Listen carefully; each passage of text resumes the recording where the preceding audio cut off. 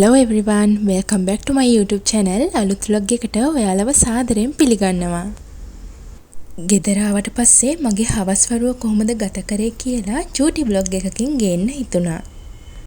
අද වහින්නත් හොඳටම කළු කරගෙන තිබ්බ නිසා වේලස්නින්ම ගෙදර ආවා.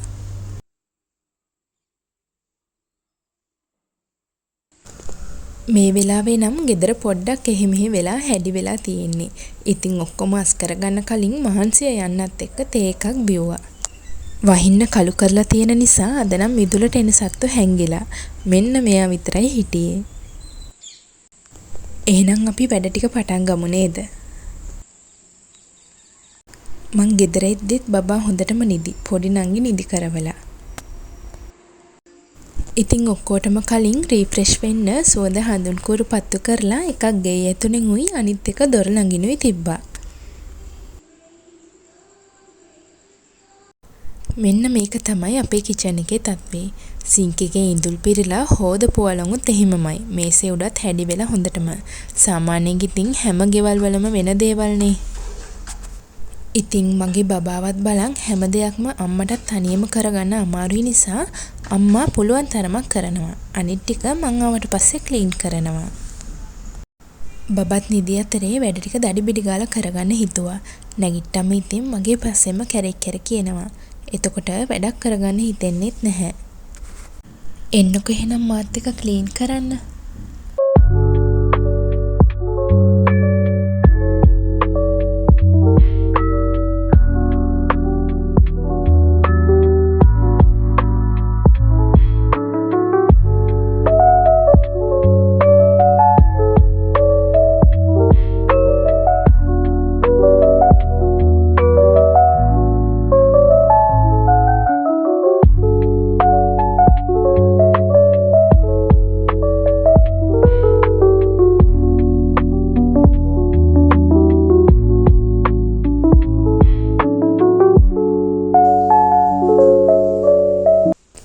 ඊට පස්සේ ඇඳුම් තිබ්බ හොදගන්න. ඒකත් මැෂිමේ දැම්මා.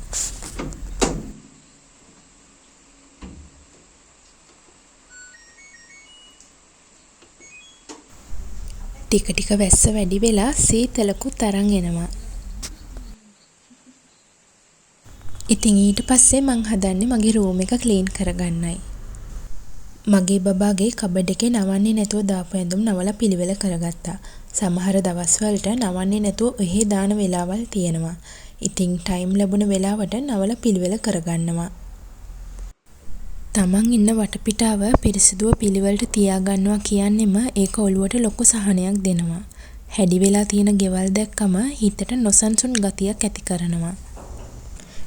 ඉතින් ඔයාලත් මොන රාජකාරී වැඩ තිබ්බත් තමන් ඉන්න වටපිටාව ලස්සනට පිරිසිදුව පිළිවෙලට තියාගන්න අමතක කරන්න එපා. මං ආසම මේ වගේ වහින වෙලාවල් වලට. මේ වගේ පරිසරය හරිම කාම් වෙලා කළුවර වුණ වෙලාවකට මට නම් වැඩ කරන්න මාර එනර්ජි එකක් එනවා වගේ. තමන්ගේ පාඩුවේ වැඩ ටික හිතා කරගන්න පුළුවන් වෙනවා. මේ පේනවනේ මං වැඩේ ඉවර කරනකම් මගේ ළඟම ඉන්න හැටි. වැස්ස නිසා එයාට චුට්ටක් හෙම්බිරිසාවක් ඇවිල්ලා. වැහි බිඳු වැටෙනවා නම් සුළඟක් සැලෙනවා නම් මොහොතක් තනි වී සොයමි ආදරේ ලං වෙන්නවා නම් රහසක් කියනවා නම් මොහොතක් තනි වී සොයමි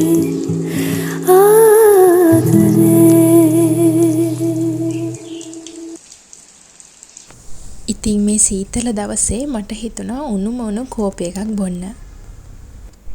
මේ වෙලාවේ නම් ඇඟට හරි මහන්සි ගතියකුත් දැනෙනවා. මං මොන වැඩේ කරන්න ගියත් දෙන්න මං කරන්නම් කියලා කරන වැඩෙන් කොටසක් ඉල්ලන තරමටම මගේ බබා දැන් ලොකු වෙලා. ඉතින් උණු කෝපි එකක් බොන ගමන් මං ගත්ත කතාපොත කියවන්නෙත් නැතුව බෑනේ. ඩව් ග්‍රීන් මිරකල් channel එක කරන තුෂාරි විජේරත්න මහත්මිය ලියූ හුස්ම පෙති පොත තමයි මගේ නවතම ඇබ්බැහිය වෙලා තියෙන්නේ. ඇයගේ කතාව අස්සේ ඇත්තටම මං අතරමං වෙලා. යන තැන ඒකත් අරන් යන තරමටම ඇබ්බැහියක්. උදේ පාන්දරම නැගිටින නිසා දැන් නම් මට නිදිමතයි. බබත් එක ටික වෙලාවක් ඉඳලා කාටුන් එකක් දාලා දීලා එයා සෙල්ලම් කරන් ඉන්න අතරම එයාට කවා ගත්තා.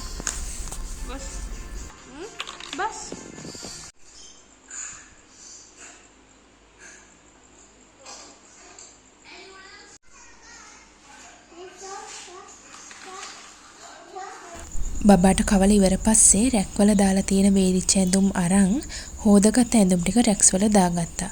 හොදපු කූඩේ පිටින්ම තියෙනකොට අමුතු ගඳකුත් එනවනේ.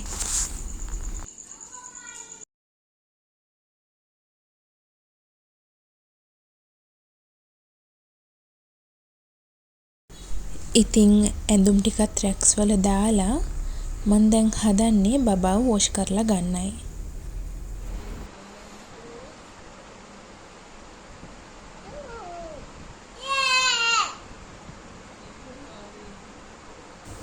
බබා සෙල්ලම් කරන් ඉන්න අතරේ මමත් දවසේ මහන්සිය යන්න වොෂ් එකක් දාගත්තා. Say Good night. good night. I go here. වැඩ ගොඩකට පස්සේ හොඳ නිින්දක් ඕනෙමයි. ඉතින් ඔයාලටත් අලුත් සතියේ වැඩ ටික ලස්සනට කරගන්න ඕනි කියලා ප්‍රාර්ථනා කරලා මම මගේ vlog එක මෙතනින් අවසන් කරනවා. සතුටින් පරිස්සමින් ඉන්න.